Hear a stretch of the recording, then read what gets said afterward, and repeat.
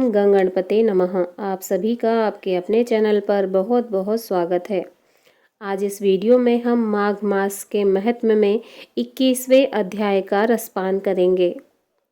वक्रतुंड महाकाय सूर्यकोटि समप्रभ निर्विघ्नं कुरु मे देव सर्वकार्येषु सर्वदा।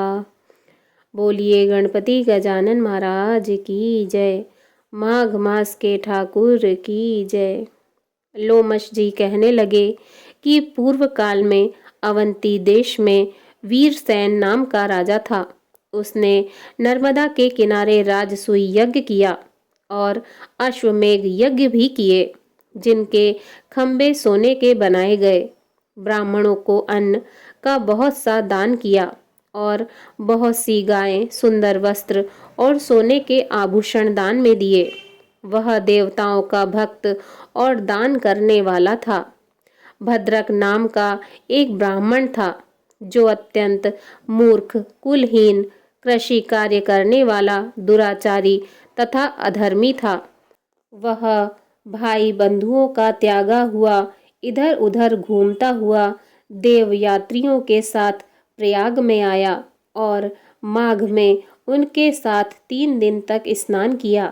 वह 3 दिन में ही निष्पाप हो गया। फिर वह अपने घर को चला गया। वह ब्राह्मण और राजा दोनों एक ही दिन मृत्यु को प्राप्त हुए। मैंने इन दोनों को बराबर इंद्रलोक में देखा। तेज, रूप, बल, स्त्री, वस्त्र और आभूषणों में दोनों समान थे। ऐसा देखकर उसके महात्म्य को क्या कहा जाए।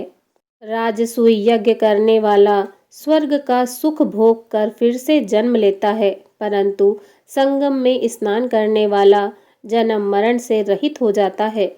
गंगा और यमुना के संगम की हवा के स्पर्श से ही बहुत से दुख नष्ट हो जाते हैं। अधिक क्या कहें। और किसी भी तीर्थ में किए गए पाप माघ मास में प्रयाग में स्नान करने से नष्ट हो जाते हैं। मैं पिशाच मोचन नाम का एक पुराना इतिहास सुनाता हूँ। इस इतिहास को यह कन्याएं और तुम्हारा पुत्र भी सुने, उससे इसको स्मृति प्राप्त होगी।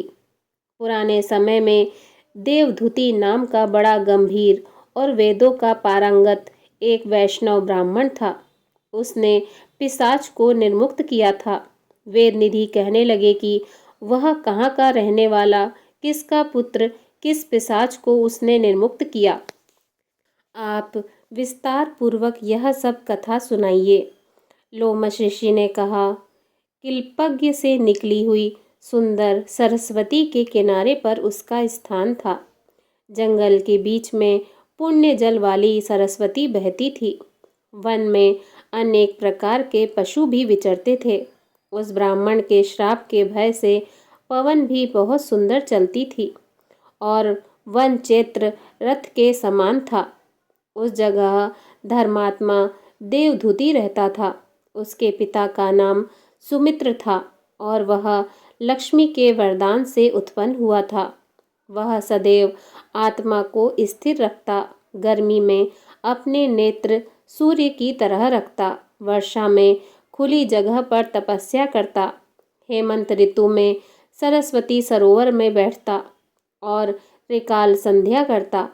जितेंद्रिय और सत्यवादी भी था। अपने आप गिरे हुए फल और पत्तियों का भोजन करता था। उसका शरीर सूख कर हड्डी मात्र रह गया था। इस प्रकार उसको तप करते हुए वहाँ पर 1000 वर्ष बीत गए। तप के प्रभाव से उसका शरीर अग्नि के समान प्रज्वलित था। भगवान श्री हरि विष्णु की प्रसन्नता से ही वह सब कर्म करता। दधीचि ऋषि के वरदान से ही वह श्रेष्ठ वैष्णव हुआ था। एक समय उस ब्राह्मण ने वैशाख महीने की एकादशी को हरि की पूजा कर उनकी सुंदर स्तुति तथा विनती करी। उसकी विनती सुनकर भगवान उसी समय गरुड़ पर चढ़कर उसके पास आए। चतुर्भुज, विशाल नेत्र, मेघ जैसा स्वरूप, भगवान को स्पष्ट देखकर प्रसन्नता के मारे उसकी आंखों में आंसू भर आए। और कृत्य कृत्य होकर उसने भगवान को प्रणाम किया। उसने अपने शरीर को भी याद न रखा और भगवान के ध्यान में लीन हो गया। तब भगवान ने कहा कि हे देवद्युति, मैं जानता हूँ कि तुम मेरे परम भक्त हो। मैं तुमसे अति प्रसन्न हूँ, तुम वर मांगो। इस प्रकार भगवान के वचन सुनकर प्रेम के मारे लड़खड़ाती हुई वाणी में कहने लगा कि हे देवाधिदेव, अपनी माया से शरीर धारण करने वाले, आपका दर्शन देवताओं को भी दुर्लभ है।